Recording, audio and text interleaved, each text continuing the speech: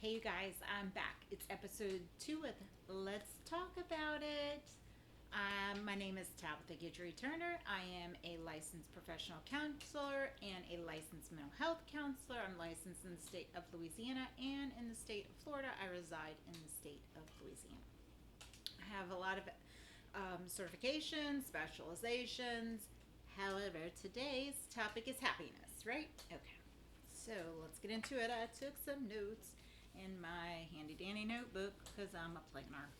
All right, last week, just FYI, I did record this. Actually, I didn't record it, but I sat here for 30 minutes thinking I did record it. So instead of getting upset about it, I just did a little more planning. My brain had more ideas in the midst of all the things.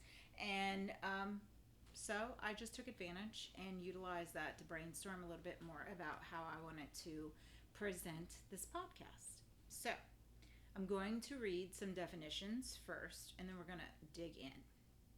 All right. So, happiness is the state of being happy. I know. So, let's break that down. What is happy? It's a feeling or showing pleasure or contentment. Not everybody is going to say, well, you know, their definition of pleasure and contentment is probably different. So, let's dig in even further. Pleasure, a feeling of happy satisfaction and enjoyment. Contentment, a state of happiness and satisfaction. So I think the overall idea of what happiness is things that make us feel fulfilled, also known as satisfied, things that bring us joy, joy, pleasure, things of that nature. All the same, right? Okay. So now that we have a good idea of like the definition of happiness and how we're gonna dig into that today, um, I want you to think about like when you're happy, where you actually feel that in your body. So often, if you've ever been to therapy, when you're talking about something difficult or even something happy or something that makes you worried, when you're talking about lots of things in therapy, sometimes your therapist will check in with you and say something like, where are you feeling that in your body? There's a reason why we do that. The more aware we are about how our bodies feel, the more we can utilize that to help guide us through our day, good or bad, right? So we if it's a good, if it's like feeling happy, then we can really ground ourselves in that feeling and enjoy it. Be like, oh, okay, this is peace, or this is what this feels like in my physical body. Saying something feels some way is not always helpful for people because it is just a word that you say out loud. But understanding, like, digging into the root of like how your body truly feels in that moment, that's how we can make things happen more. I mean, call me crazy. The same as like if you're worried and your tummy hurts. So say your tummy starts hurting, or stomach for us older people. I say tummy because, I work with kids a lot and I have kids. So say our tummy is hurting. That could be a nice little warning that our bodies are setting off like that signal, like something is happening that is scary or worrisome. And so we need to make sure we're safe, right? So it's like that warning shot. So if we understand our bodies, we can utilize this all around the board with all the feelings that we have. So today we're just going to talk about happiness. Okay, so in let's see, thinking about happiness, I'm trying to think like where in my body I feel happiness, and I think it just depends on like what's making me happy at that particular moment. So um if it's some kind of like a physical thing, like maybe I'm hugging somebody, then I would say that the happiness is in the embrace, the touch, the actual like squeeze of it. It makes me happy when I hold hands with my husband and we're walking. So, like that physical contact. Happiness also, I feel that in my face because a lot of times you'll just see me smiling. I have a really big smile. Sorry, wrong side. My son drawing me in cartoon form, you can see like that's one of the things that he brought out in that photo was the fact that I have like this really big smile. That always didn't bring me happiness because for an extended period of time In my childhood, I was bullied for how big my teeth were, right? And we're going to get into other people stealing our joy in this podcast, but for right now, so thinking about where it is in your body. So I want you to take a second and really think, like, when you feel happy, where do you feel it? Do you feel it in your arms? Do you feel it in your head? Do you feel it in a smile, in an embrace? I have a little girl that I see, she feels it in her feet. And that's actually one of our coping skills that we use because she is a gymnast, and being on the trampoline or doing that activity, it brings her great joy. Now you dig into that and you ask yourself why. Well, she's great at it. She gets so much positive reinforcement when she's doing it. So of course that is how she associates her happy. It's her feet. And we have utilized that as a coping skill for her. So like if she's having a tough time and she just doesn't know how to control it, she can go jump on the trampoline and use that to self-soothe herself and to bring her back to her happy. So it's just another way that we can utilize the knowledge and acknowledgement of our bodies and what's going on in this beautiful thing we call our home, because this is our home, and utilize that as we go through our day and understanding it with our feelings. Okay, so how does happiness change from like birth to, you know, wherever you are in your life? So y'all, the opposite thing is it's stressing me out here. Oh, well, maybe stress is the wrong word to use. Let me just tuck that bang back. Okay, so think about what brings happiness to children. So in infancy, I feel like it's just needs based, right? So like a child that is crying is comforted or fed when they're hungry or they have a wet diaper. So it really is needs based, but very quickly they grow and they start to be very expressive. And those people that they trust and rely on to care for them now are the people that are getting those big smiles or those giggles. And so you think of the joy of a very small child and how simplistic it is and how we lose sight of that as we grow. Because as we grow, guess what starts to happen? Everybody else's opinions and the world that we live in start to trickle in. But as a child, our life is very simple, right? It just is. Most of the times, fingers crossed, we're well taken care of and we have positive people around us. So we spend our day being cared for well and getting to play. And so you think about how gradually that changes as we grow, as we let other people into our life, and how that is, um, how other people are really like starting to interfere with our ability to be happy or any feeling really. But like I said, we're gonna stick on happy today.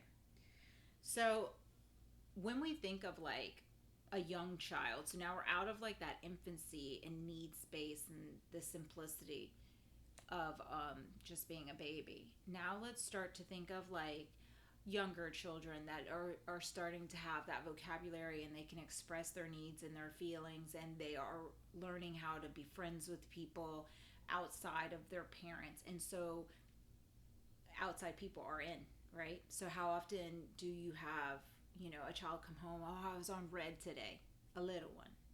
Oh, I got a stop sign today. That's another one. And I have all my own personal feelings and my therapeutic feelings about those things used in classrooms. And we're going to talk about that in another podcast, but we're going to stay here first.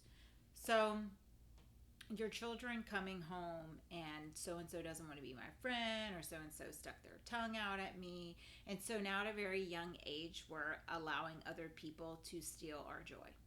It's just what it is, right? And it's such a natural human thing to do.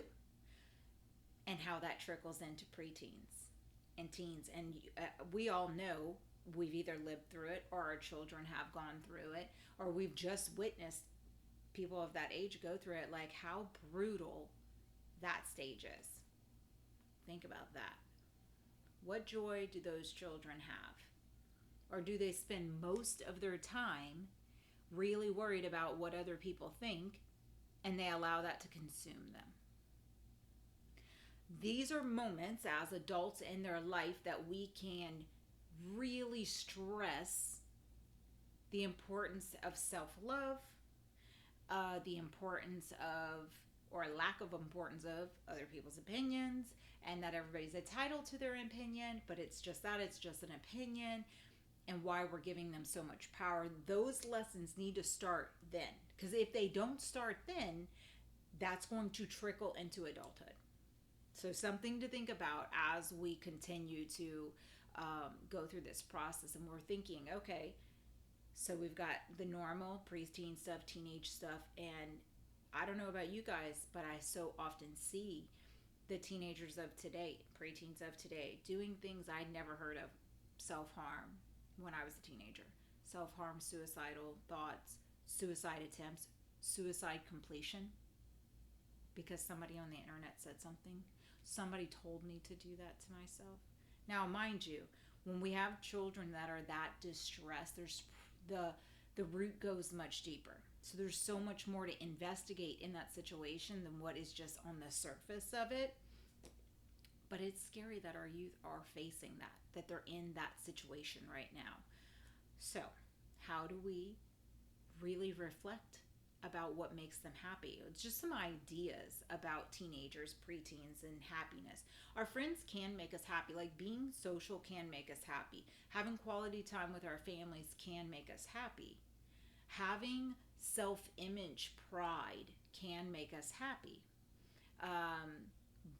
Learning how our body functions, works, and how amazing it is can make us, it can make us happy, but understanding that balance really, I think, helps that whole process of understanding who you are and what your body's going through at this age, and how, like, hormones are crazy and they can make us have all these wild, crazy, racing thoughts, and that doesn't mean we're crazy. It's just a thought. It's just a time our bodies are trying to tell us something, and how we can handle that better. There's so many simple things that we lose sight of as children because we take so many burdens on. So really trying to teach them, like, what happiness looks like from their lens, not from our lens. And so simple things like, what's your morning routine? Like, what do you find joy in your morning routine? Some kids like to wake up and go to the gym. Well, that's an awesome thing. Does it bring you joy? Absolutely. Is playing a sport and doing it well, does that bring you joy? Absolutely. So those are things to really reflect on. Instead of reflecting on the person that doesn't like them, let's reflect on the things that are positive. Something so simple as, I know for us, and I also understand that not everybody is going to allow their children to have, like, certain drinks, like a coffee or things like that. But, like, for me, I have, like, a whole thankful gratitude moment in the morning when I have my coffee. And I am grateful for how delicious my cup of coffee is. Being grateful for very small things is important too, and learning that at a very young age is also important.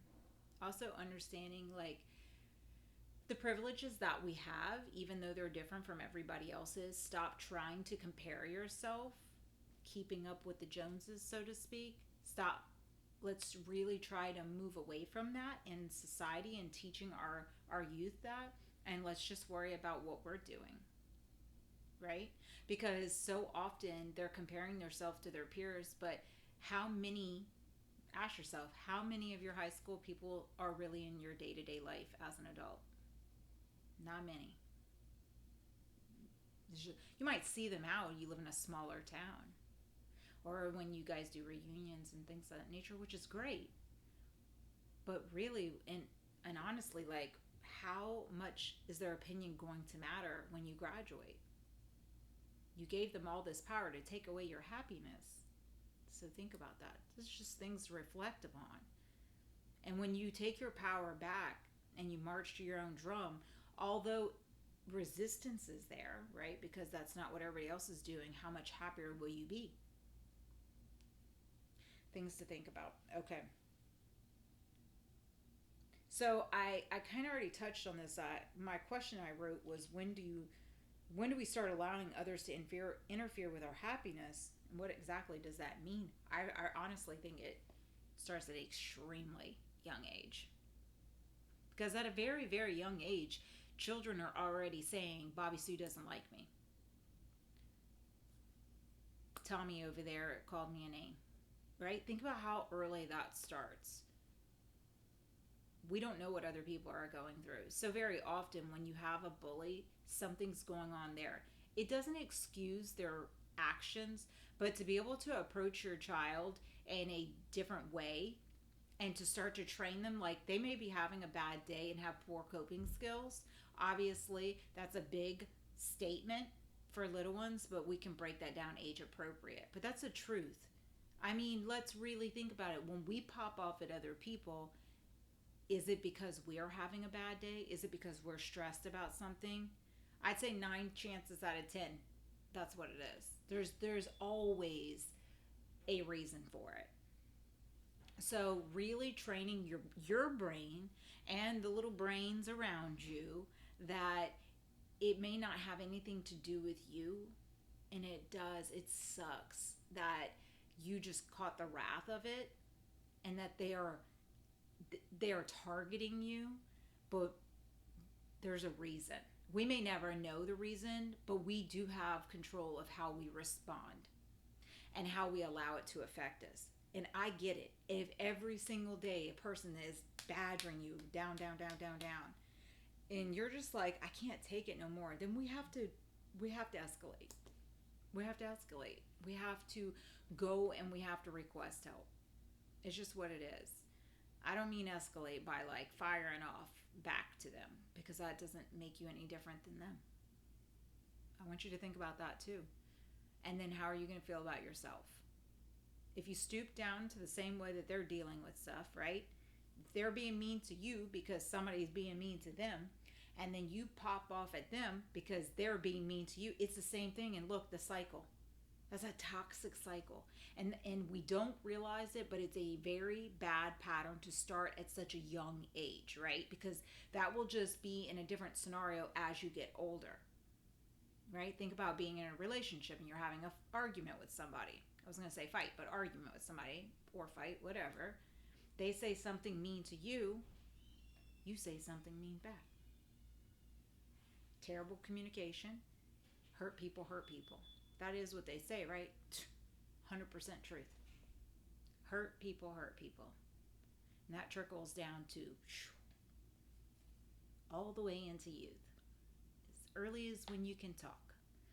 And if we start transitioning how we think and how we speak to others now, and we reflect it upon our youth, how different the world will be, how much kinder the world will be. Just thought, just push my little 2 cents out, and don't think that you doing that differently to one person isn't going to make a difference, because joy and happiness is contagious. People will gravitate towards happy people way more than any other area. People want that. That person looks so happy that I want to think like that. I want to act like that. Think about all the motivational speakers. They get up on a stage, they're making buku money. That means a lot for people that are not from South Louisiana. They're making buku money, and people are literally showing up for long weekends to get motivated. To get motivated. Positive interactions. Like-minded, positive, that want to be better. Please give me the recipe of how to be happy. That's what everybody wants to know. The crazy thing is, though, is that happy looks different for everybody. And that's something important to think about as we talk about this today, is happy really does look different for everybody. And that's okay. And you have to accept that. So something that makes me really happy may not make my husband really happy, or my kids really happy, but it brings me joy. And that's vice versa. You know, like, here's an example. My husband, he likes fast cars. He likes to go to car shows. Will I attend a car show? Absolutely. Does it bring me joy? Not really. But does he bring me joy? Absolutely. Does he like to go fast? He does. That brings him joy. Does it bring me joy? No, it scares me. He's not wrong. I'm not wrong. And that's okay. There's no reason to fight about it. As long as everybody's safe, that's okay. So, really try to like get outside our own way too. So often, I think people are like, oh, you have to, it's almost like we're trying to convince people, like, this will make you happy. You have to do this. But really, like, it can be different for everybody. And that, as I've said like 1,000 times, that's okay. I'm going to probably say that 1,000 more times, actually. Okay. Why do we allow people to have that power over us? You know, I really do think that it stems from things we've been through in life, falling into these patterns. I honestly think we naturally go that route, and that it takes a different level of acknowledgement of who we are, and strength in who we are, and acceptance in who we are, and love in who we are, in order to be okay with not listening to other people and allowing them to take our power. It's truly something you have to train yourself to do. I still to this day have to work on it sometimes, because I will catch myself allowing something to sliver in sometimes, and I start to question. I'm like, no, you're not stealing my joy. It's just not happening. Nobody's that powerful. Absolutely not. Mm-mm. How do we maintain control over our feelings? So I think when we're in like a really happy place, you have people that try to steal your joy because they're just straight up jealous, right? Misery loves company. On the reverse side of that, controlling your joy, I think grounding is something so critical when we're learning to allow ourselves to be happy. That's another thing. When we have had a pattern in our life where things kind of just implode over and over and over again, number one, we need to look at why, because we definitely have personal skin in that game. We've made choices that continue that pattern. And then you dig all the way back of where it started, and we see how we can repair it, like how the neurons in our brain actually connect, and why we're continuing to make that pattern, and how to restructure and reteach ourselves to do things in a more positive manner, to get back on track, so that going forward we make better decisions and break that toxic pattern of whatever it is. So I really do like grounding. One of the biggest grounding exercises that I love to use no matter what is 5, 4, 3, 2, 1. So if you're in like a really happy moment, and then something boom just happens, and you're just like, oh my God, this is terrible. Is it? Is it really terrible? What are 5 things that you can see? What are 4 things that you can feel? What are 3 things that you can smell? What are 2 things? Wait, did I do that backwards? Oh, poop. See? Touch. See? Touch.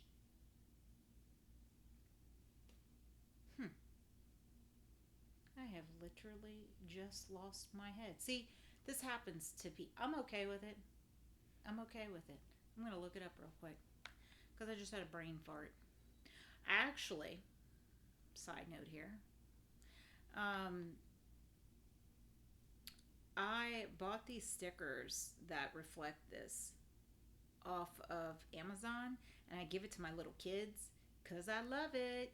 Okay, 5 things you can see, 4 things that you can touch, 3 things that you can hear, 2 things that you can smell, and 1 thing that you can taste. That makes a lot more sense. Okay, I'm going to say it a little slower.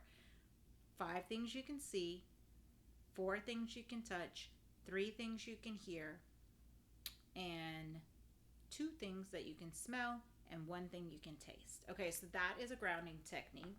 You can do that over and over again until you are back in the moment, right? Out of your head, out of all the crazy thoughts that are just running away with you, and really ground you back in that moment. Okay. So, how do we find happiness, right? The golden question. I think happiness evolves. I think at different stages of our life, We think different things make us happy. I think in our younger selves, we tend to go to more materialistic things. I mean, I guess that actually that probably could go throughout anybody's life. Um, I deserve that. That's going to make me happy. If I have a full wardrobe of new clothes, that's going to make me happy. So when you do get the new things, are you happy? That's always the key question. Are you? Did it make you happy? Are you happy? For the moment, maybe? Are you still happy? I'm not going to say I wasn't guilty of that. I'm not going to say I'm not guilty of that. There are definitely things that I want. But is it going to change if I'm happy now? No. If I never get it and it's, I don't know, a ring or a piece of clothing, I'm going to be all right. That's going to be all right. It just wasn't meant to be. And that's okay. Um, I think we really have to dig in and think about what makes us happy. So I'll give you some examples of like me personally. Family time makes me really happy. Like really happy. Taking pictures of candid moments makes me really happy. I am the picture queen. I love it. Because to me, when people are gone, the memories and the pictures, that's what we got left. The material things that are actually left aside from like the snapshot of the picture, because I realize like it's a physical object sometimes, so it's kind of a material. It is a material. But other than that, I mean, those things can bring us joy for sure, but the memories, the pictures of the memories, because maybe we don't remember everything exactly as it was. That's what brings me joy. And I know that hummingbirds bring me joy. Roses bring me joy. The smell of a rose brings me joy. My doggies bring me joy. I I can't reiterate enough like how much spending time with my family brings me joy. I know I said that initially, but it truly does, and it's not really about like going and doing stuff. Like I just like being, cutting up, playing some Uno, funny things. I think one of our best vacations was when we were all crammed in the camper with the three dogs. Yep, all all of us. It was fun. The electronics were so limited, and it was literally like 3 full days of constant contact in each other's space, laughing, being close, playing games, just being 100% present with one another. It makes a difference. It just does. So only you can answer that question. And I know that's probably not what you want to hear, but it's the truth. And it doesn't have to be big things, it can be simple things. But you have to allow yourself to let that make you happy. Stop comparing your life to other people's lives. Mostly the people on Instagram and Facebook, that's all highlight reels. It's probably full of filters. You very often don't see videos with tons of mess ups in it. I'm just going to post. People are probably not going to like that. But this is who I am. This is the reality of it. This is how I'm going to relate to you because I'm going to mess up. You're going to see my wrinkles. You're going to see me pierce my lips. You're going to see my hands flail. It's just life, and that's okay. And you have to be okay with it being okay. it, it really is, you guys. It has taken, I'm 42 years old, and I swear to you, every single year I feel like I just am happier and happier. And it has nothing to do with I moved to a different place or I have more money in the bank or anything like that. I still have stress, 100%. But I feel like I am just so ingrained and involved and present in what makes me happy. I also know what doesn't make me happy. And if I do it, I won't do it for long. I might give it a chance and then it's shut off. Okay, let's see. Is happiness related to basic needs being met? I think so. I mean, yeah, I think so to an extent. Um, I think when our basic needs are not met, that is all encompassing, right? Because we get sick or we're so focused on being hungry because we can't feed ourselves. I've been there. hmm I know it's so crazy to even think about or say out loud, but there have been times in my adulthood where life got real hard and I ended up pawning things to feed me and my family. And I promised myself that I would make better decisions and take some accountability and change it so that I never had to be in that situation again, to the best of my ability, because life happens. Um, and I think I want to end the podcast on really hyper focusing on allowing yourself to be happy and not focus too much on like, okay, I'm feeling happy. Things are calm. When's the shoe gonna drop, right? And it's almost like you're creating the path for it to break. And you know what? Life is going to happen again. It will. And something bad will happen. But how you handle it will change it. Something very bad happened to me last week. I think I'm going to do a whole podcast on it, to be honest with you, for awareness. And some people's perspective is I should be ashamed that happened to me, or I should be embarrassed, or I don't know. I allowed myself one day to be full of the feelings, um, and there are repercussions from it. I'm going to have to do some things different for a couple of months that it's not very comfortable, but you know what?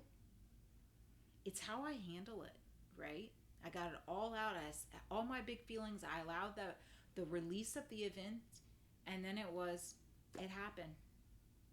I woke up the next day and I took care of my family and I went to work and I made a plan of how I was going to repair, and I was grateful.